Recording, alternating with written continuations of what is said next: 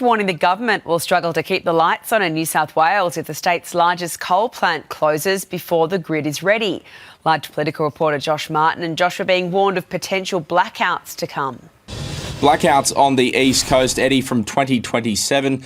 The Eraring Power Station is due to close in 2027, but that coal-fired power station may have to be kept open for another 2 years due to this warning. The Australian Energy Market Operator will release a report today. The report says we have enough renewables and transmission lines going into the grid, but the system security of the grid isn't keeping pace, and that your electricity comes from coal.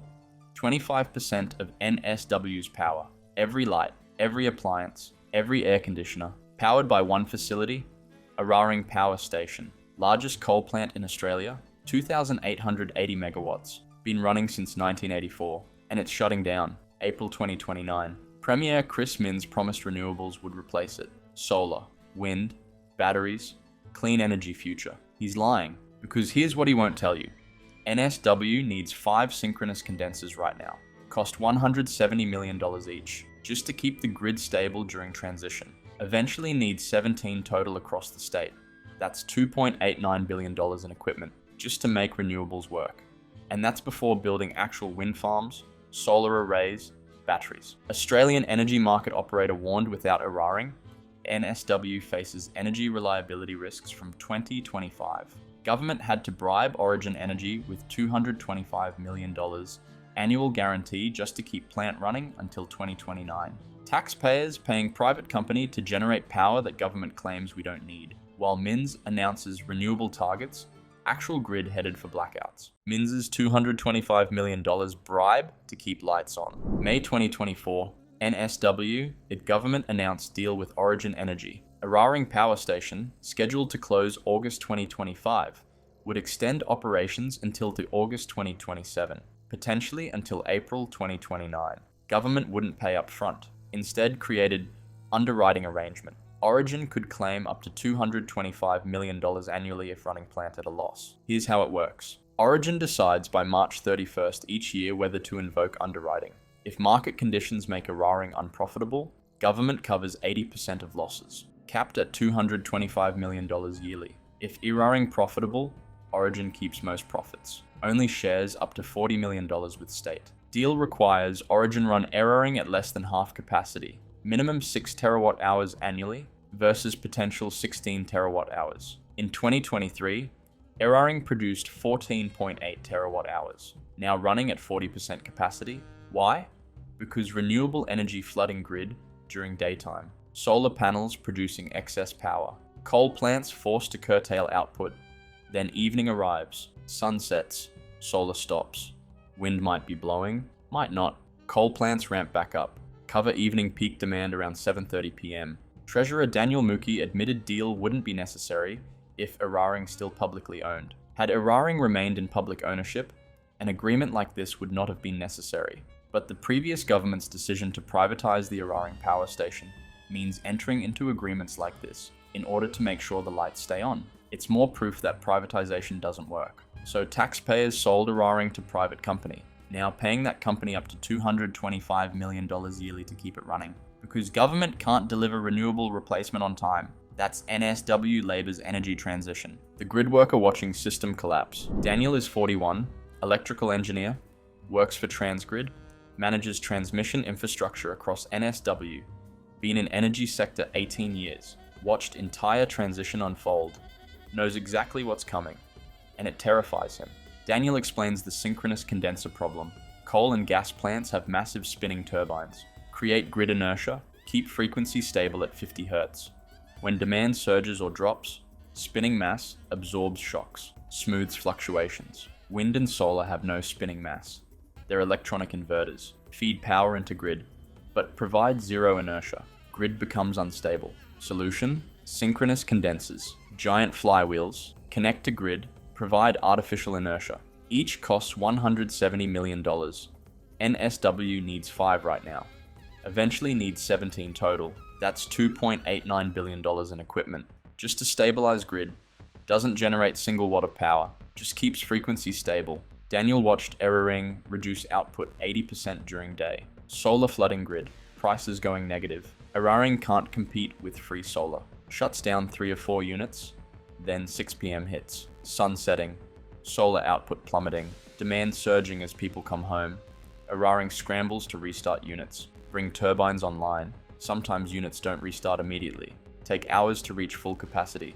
Gap between solar shutdown and coal startup creates vulnerability. Christmas Eve 2024. Eraring unit malfunctioned. Took 4 weeks to repair. During peak summer demand, grid barely held. Backup gas plants scrambled. Wholesale prices spiked. Energy Minister Chris Bowen used this to claim coal unreliable.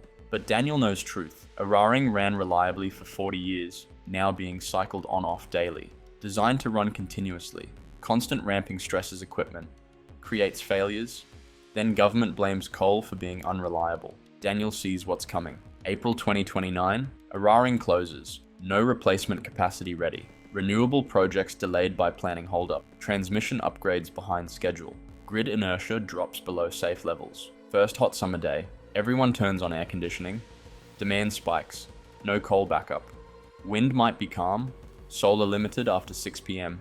Grid can't handle load. Blackouts. Rolling outages. Sydney goes dark. And Chris Minns will blame climate change. 5 reasons Eraring can't be replaced. Reason 1. Scale is massive. Eraring generates 2,880 megawatts. Supplies 25% of NSW electricity. Replacing requires roughly 5,000 megawatts of wind and solar to account for capacity factors, plus 10,000 megawatt hours of battery storage for overnight, plus synchronous condensers, plus transmission upgrades. Total cost exceeds $20 billion. Where's the money? Reason 2. Renewable projects delayed. Planning approvals take 3 to 5 years. Then construction 1 to 2 years. Project announced today, operational 2030 earliest.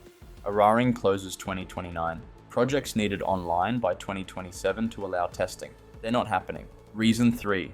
Transmission infrastructure behind schedule. Renewable energy zones require major transmission build-outs, connecting distant wind and solar farms to Sydney. Projects years behind. Hume Link, VNI West, Energy Connect, all delayed. Can't deliver renewable power without transmission. Reason 4. Battery technology can't deliver. Largest battery in Southern Hemisphere being built at Eraring site. 460 megawatts. Sounds impressive, but Eraring generates 2,880 megawatts. Battery provides 460 megawatts for 2 hours, then empty. Eraring runs 24 hours daily. Battery can't replace coal. It's supplementary, not replacement. Reason 5.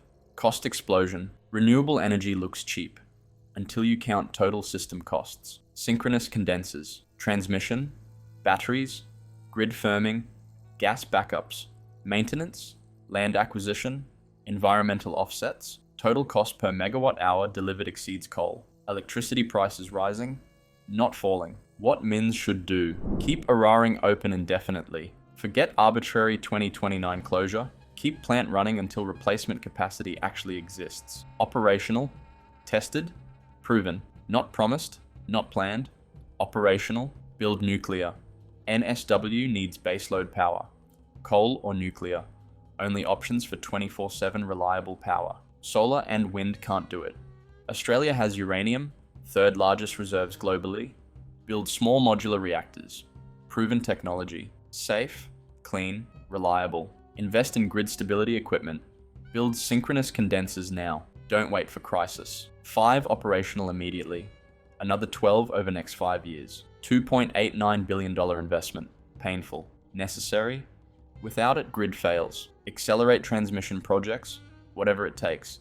Streamline approvals, pay premium for fast construction. Hume Link, VNI West, Energy Connect. All online by 2028. Or Eraring stays open. Stop subsidizing unreliable renewables. Market distorted by renewable subsidies. Coal plants forced to operate unprofitably, then shut down. Grid loses reliability. Fix market design. Reward reliability. Penalize intermittency. Admit the transition timeline is wrong. Net zero by 2050 sounds good, but getting there requires keeping coal running longer. Acknowledge reality. Extend all coal plant licenses until replacement's proven, not promised. Where this crisis ends. Best case, Eraring stays open beyond 2029. Government quietly extends again. Maybe 2032, maybe 2035. Renewable build-out accelerates. Eventually enough capacity online. Coal phases out gradually, managed transition, some blackouts, some price spikes, but survivable. Worst case, government forces Eraring closure, April 2029. Summer 2029 to 2030 breaks heat records. Demand surges. Renewable capacity insufficient. Transmission incomplete. Grid fails. Sydney blackouts. Days without power. Hospitals on generators. Deaths from heat. Economic devastation. Businesses close. Political crisis. Realistic scenario: Eraring closes on schedule. Grid barely holds. Close calls. Near misses. Wholesale prices spike. Retail bills surge. Households paying $600 plus quarterly. Businesses relocating interstate. Manufacturing fleeing to states with reliable coal power. NSW economic decline. Population outflow. Daniel the grid engineer quits in 2028. Can't watch collapse happen. Warned management. They ignored him. Took job in Queensland, where coal still runs, grid still stable. Watched Sydney blackouts from Brisbane. Called it correctly. Nobody listened. The breakdown Mins won't admit. Eraring Power Station closing April 2029. Supplies 25% of NSW electricity. 2,880 megawatts capacity. Government paid Origin Energy up to $225 million annually to delay closure from 2025 to 2029 because renewable replacement not ready. Australian energy market operator, Origin Energy, Transgrid all confirm grid at risk. NSW needs 5 synchronous condensers now at $170 million each, eventually 17 total. That's $2.89 billion just for grid stability equipment. Renewable energy zones behind schedule.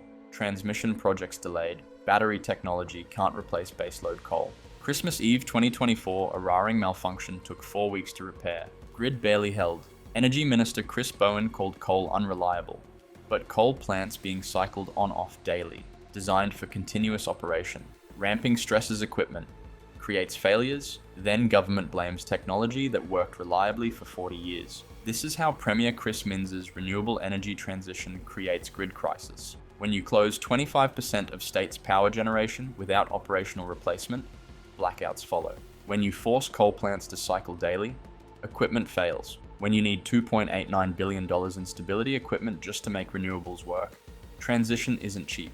And when you pay private companies $225 million yearly to keep plants running, you claim are obsolete. Policy has completely failed. Eraring closes April 2029. Renewable replacement behind schedule. Grid stability equipment incomplete. First hot summer brings blackouts. Hit subscribe to see when Sydney goes dark.